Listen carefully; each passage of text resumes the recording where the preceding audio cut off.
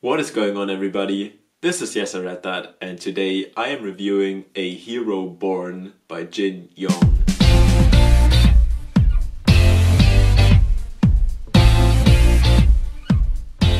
A Hero Born is part of a huge book series in China. It is actually written by Jin Yong, and he is the Chinese best-selling contemporary author. So this book is huge, and it's just been translated to English for the first time this year.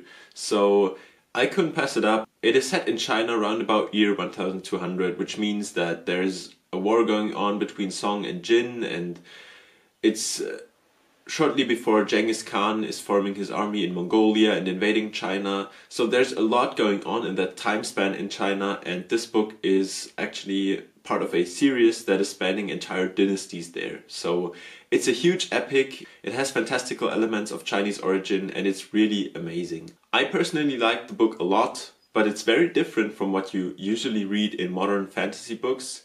So I'm gonna break the story down for you and give you my likes and dislikes before I give you my score for the book. So the story starts with two Chinese patriots. They are called Skyfury Guo and Ironheart Yang. The Song Empire has just been invaded by the Churchian neighbors, or also called the Jin, and there's still some patriots in China fighting these and rebelling against them. Skyfury Guo and Ironheart Yang are part of these. Now, someday they meet a traveling Taoist called Guo. By the way, I'm probably mispronouncing everything here. I don't know Chinese, and I'm probably butchering these names. Anyways, this Guo has incredible kung fu, and after a short misunderstanding and fight, Guo promises to come back in 7 years and teach their kids some kung fu. That never happens though, because in the meantime soldiers enter the village and Skyfury Guo is killed, Ironheart Yang is gravely injured. They barely manage to protect Skyfury Guo's wife, and the wife of Ironheart Yang is captured and later freed. Skyfury Guo's wife manages to flee and eventually lands in Mongolia, where she raises his son Guo Jing. The Taoist Guo eventually comes back and tries to find the wives because he promised to teach the sons kung fu, and he thinks he can't meet Skyfury Guo in the afterworld if he doesn't train the kids of Skyfury Guo and Ironheart Yang. So during that search he meets a very skilled group as well called the Seven Freaks of the South, and after a great kung fu battle where they can really show off their great kung fu, their strength, their control of the ki, which is in this book insane. You can lift heavy objects, you can force poison from your body. It's basically the Eastern beliefs of ki in fantastical form, so it's really amazing. After this battle, the Taoist Guo makes an agreement with the Seven Freaks of the South that each of them should train one son of these patriots. So Guo trains Yang Kang, the son of Ironheart Yang, and the Seven Freaks train Guo Jing, the son of Skyfury Guo. And when they are both 18 years old, they shall have a match and decide who is stronger. So that is the premise of the story. And the story then centers around Guo Jing and his stay in Mongolia. Now, meanwhile, on the Mongolian steppes, a disparate nation of great warriors is about to be united by a great Khan who will eventually be known in the whole world as Genghis Khan.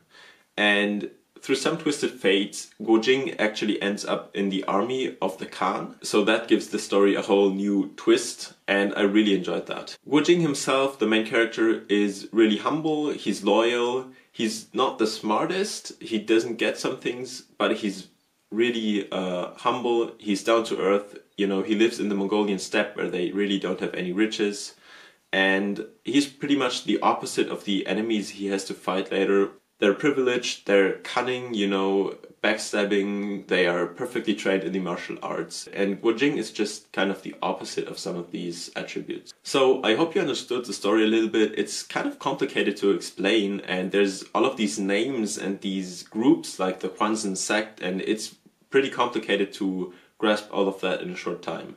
But I'm gonna break my likes and dislikes down for you now, so I hope you can understand better what's going on in this book. Now, before listing my likes, I want to say that I really like the book. It's kind of hard to perfectly describe why, but I'm gonna try. First of all, I think it really contains a lot of things that you want to have in a fantasy book. You know, there's incredible fantastical powers that still match these Chinese beliefs, so they have roots in the real world. You know, they have roots in Kung Fu, they believe in the ki and moving your ki through your body to be able to lift heavy objects, or to prevent damage to your body, or even to force poison from your body. And this is really cool. I love that the magical system, if you can call it that, is really based on these Eastern beliefs of ki and on the external and internal Kung Fu. I thought that's really cool. In this book, I really liked the great masters or shifus, because some of them are actually based on real people. I'm gonna talk about this later. I think they're really cool characters. And based on these great fighters, we also had some amazing fights and, you know, showcases of their Kung Fu and powers. The one thing I really enjoyed is the base story.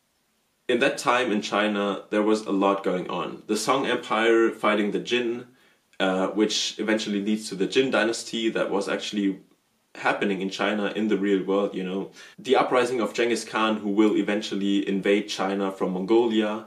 You have these patriots in China still opposing the Jin and hating them for their crimes they did. I really enjoy this background. It's amazing to have a real world background and historical facts. You know, there have been historical references to a lot of fights and commanders, and all of these were real persons, and I really like that.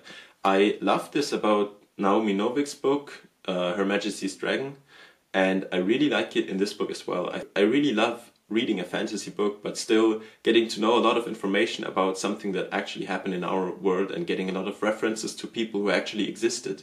On top of all of that, we get a small window into the Chinese way of thinking, which is certainly very different from our way. I really enjoyed that Guo Jing is growing up in Mongolia, and as someone who's not from China, it's really cool to see Guo Jing eventually going back to China. I can really identify with him when he sees everything in China for the first time. If you're unfamiliar with Chinese culture, it's a bit like Guo Jing, you know, he's coming from Mongolia and he doesn't know anything. So you get to know the Chinese food and, you know, you get to experience China for the first time with him. And I think that's really cool. And last but not least, I really enjoy that a lot of the characters are based on actual real persons. There's Qiujuji, who I already mentioned. He is based on a real Taoist who is part of the Quanzhen sect. He was a disciple of Wang, who also appeared, and Wang apparently met two immortals and trained for 7 years on a mountain, and then had 7 disciples, and one of them was actually Qiujuji. And this ensured that his school of thought is still present in China today. So, I don't know, it's really cool to see these characters presented in the book. Of course, there's also the Genghis Khan, you know, the Khan. I really like that these characters are there, and I really enjoyed the time when Guo Jing was part of the army of the Khan. But some things in this book weren't perfect. Let's talk about the dislikes. I have to say that nothing really stands out. There wasn't this one big dislike. There's just a bunch of things where I think you could dislike, although I enjoyed most of them. The first thing is that the story is kind of a float in the beginning. You don't really know where it's going. It's just kind of switching from character to character, especially because Skyfury Guo, who you follow in the beginning, is just dying, and then you follow Qiujuji for a while until you eventually get to know what the story will be about, and then it centers around Guo Jing.